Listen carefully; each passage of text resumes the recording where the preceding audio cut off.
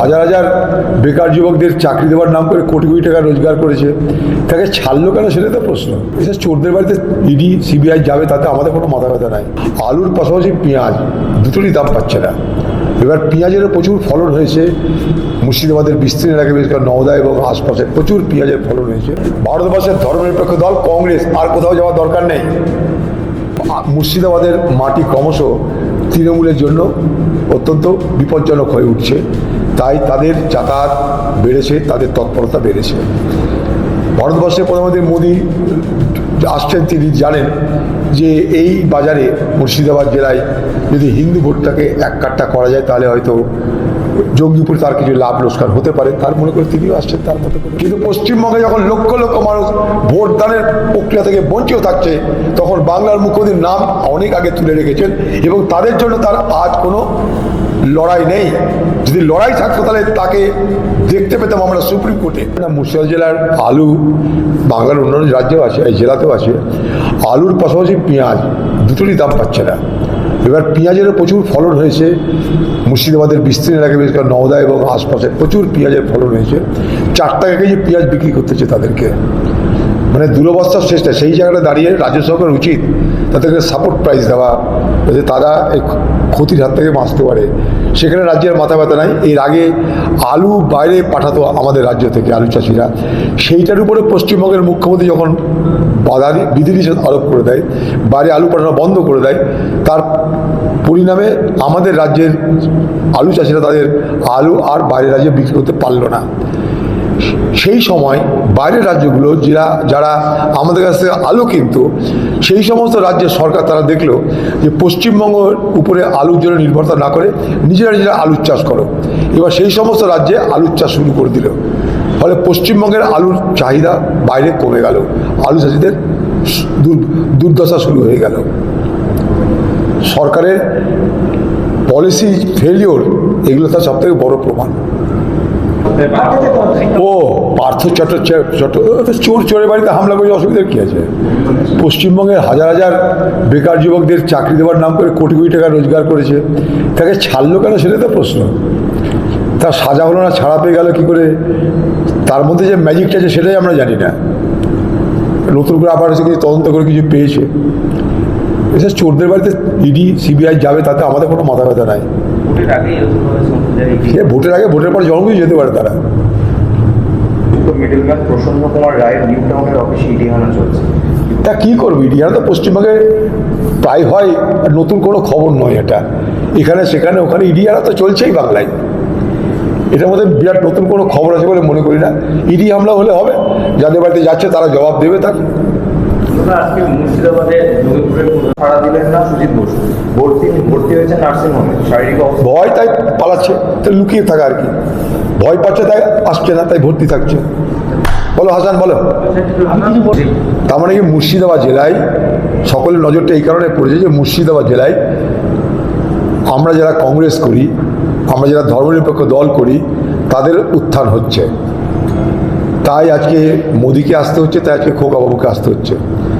এর আগে বাংলার মুখ্যমন্ত্রী হেলিকপ্টার ছেড়ে বহরমপুরের রাস্তায় রোড শো করেও গেছেন, যেটা বাংলায় কোনো জেলায় না করে বহরমপুরে করেছেন।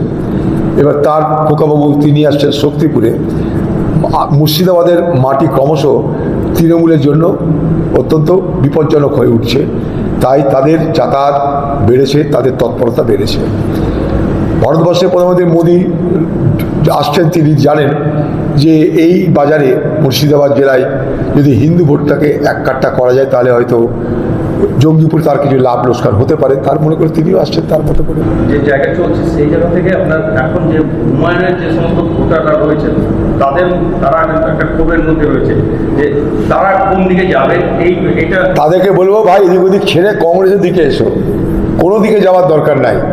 ভারতবর্ষের ধর্মনিরপেক্ষ দল কংগ্রেস, আর কোথাও যাওয়ার দরকার নেই। ভারতবর্ষের ধর্মনিরপেক্ষ দল কংগ্রেস। তাই মুর্শিদাবাদের মানুষকে বলবো, যারা এই সমস্ত রাজনীতিবিদদের দ্বারা প্রভাবিত হচ্ছেন যে বাবরি মসজিদ করে দেব বলে, তাদেরকে বলবো এদিক ওদিক না তাকিয়ে ভোটের সময়ে সিদ্ধান্ত নিয়ে ফেলুন। ধর্মনিরপেক্ষ দল কংগ্রেসের পক্ষে থাকুন, আপনাদের ভালো হবে, এটুকু বলতে পারি। আমরা কেউ মসজিদ নির্মাণের বিরুদ্ধে নয়, কিন্তু মসজিদ নির্মাণের পাশাপাশি বাকি যা দেখছি আমরা, তাতে বিশ্বাস আস্থা হারিয়ে যাচ্ছে সেই সমস্ত নেতাদের প্রতি। আবার বলছি, মসজিদ নির্মাণের বিরোধী আমরা নই, কখনো ছিলাম না, আমি আজও নই। কিন্তু মসজিদ নির্মাণের পাশাপাশি যে সমস্ত তত্ত্ব উঠে আসছে, তাতে সেই সমস্ত নেতার বিশ্বাসযোগ্যতা নিয়ে প্রশ্ন উঠছে। তা সেই জায়গায় দাঁড়িয়ে এই দ্বিধাদ্বন্দ্বের মধ্যে না থেকে আপনারা কংগ্রেসকে বিলকুল সমর্থন করে দিন। উত্তর মেরু তো আমরা দক্ষিণ মেরু, যেখানে বাবরি মসজিদ ইস্যু আছে, সেখানে আমরা 200 বছর পর্যন্ত কেন, 20 বছর কেন, 200 বছর পর্যন্ত হুমায়ুনের সাথে হাত মিলাবো না। সেটা কে কার সঙ্গে হাত মেলাবে আমরা কি করে বলবো? ভিডিওতে এক কথা বলছে, নেতা আরেক কথা বলছে, তা সব মিলিয়ে তদন্ত তো হোক। ভাইরাল যদি কেউ করে থাকে বা এআই যদি কেউ করেই থাকো বদমাশি, সে কে, তার বিরুদ্ধে ব্যবস্থা হোক। এটা তো একটা ক্রাইম। যদি কেউ আর এআইয়ের মাধ্যমে কোনো বাজে খবর, মিথ্যা খবর জেনারেট করে, তার বিরুদ্ধে আইনগত ব্যবস্থা নেওয়া উচিত। সেই ব্যবস্থা নেওয়ার অধিকার তো ভারত সরকার আছে।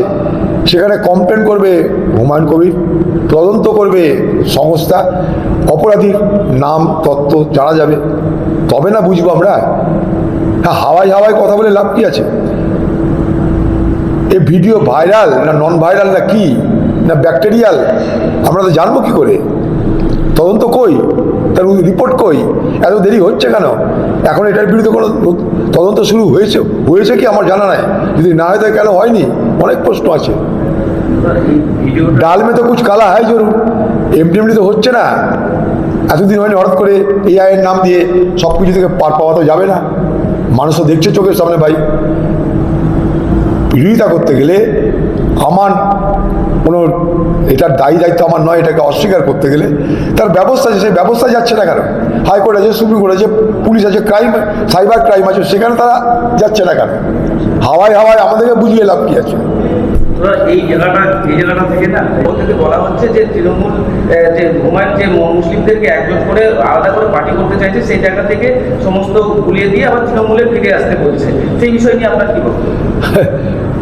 বাংলার মুখ্যমন্ত্রী মমতা ব্যানার্জিকে বারবার মুসলমানরা সমর্থন করেছে, তার বিনিময়ে উপাধি পেয়েছে কি দুধেল গাই। পশ্চিমবঙ্গের মুসলমানরা মমতা ব্যানার্জিকে দুধেল গাই। এখানে যদি ওয়াকফ সম্পত্তির দখলের বিরুদ্ধে কোনো আন্দোলন করতে হয়, তাহলে বাংলার মুখ্যমন্ত্রী যে ধমক খেতে হয় কি, ওয়াকফ নিয়ে আন্দোলন করতে গেলে পশ্চিমবঙ্গে না দিল্লিতে গিয়ে আন্দোলন করো। এই বাংলার মুখ্যমন্ত্রীর অদক্ষতায়, অকর্মণ্যতার কারণে এসআইআর প্রক্রিয়ায় নির্বাচন কমিশন এবং তার সঙ্গে সঙ্গে বাংলার সরকারের অদক্ষতার কারণে এই বাংলায় লক্ষ লক্ষ মানুষ আজ ভোটদান থেকে বঞ্চিত থাকছে। ওকালতি করে আপনি সুপ্রিম কোর্ট গেলেন উকিল হয়ে সুপ্রিম কোর্ট গিয়ে তিনি এমন বিচারের ব্যবস্থা করলেন, এমন তিনি তার রায় নিয়ে এলেন যে সেখানে বিচারাধীন হয়ে গেল সব বিষয়টা, এবং তার পরিণামে আমাদের ভুগতে হচ্ছে। যখন মানুষ ভুগছে তখন মমতা ব্যানার্জি কী করছে? তিনি বলেছিলেন যে পশ্চিমবঙ্গে যতক্ষণ পর্যন্ত একটাও বৈধ ভোটার থাকবে, বাকি আমি ততক্ষণ পর্যন্ত আমার নাম তুলব না এসআইআরে। কিন্তু পশ্চিমবঙ্গে যখন লক্ষ লক্ষ মানুষ ভোটদানের প্রক্রিয়া থেকে বঞ্চিত থাকছে, তখন বাংলার মুখ্যমন্ত্রীর নাম অনেক আগে তুলে রেখেছেন, এবং তাদের জন্য তার আজ কোনো লড়াই নেই। যদি লড়াই থাকতো তাহলে তাকে দেখতে পেতাম আমরা সুপ্রিম কোর্টে।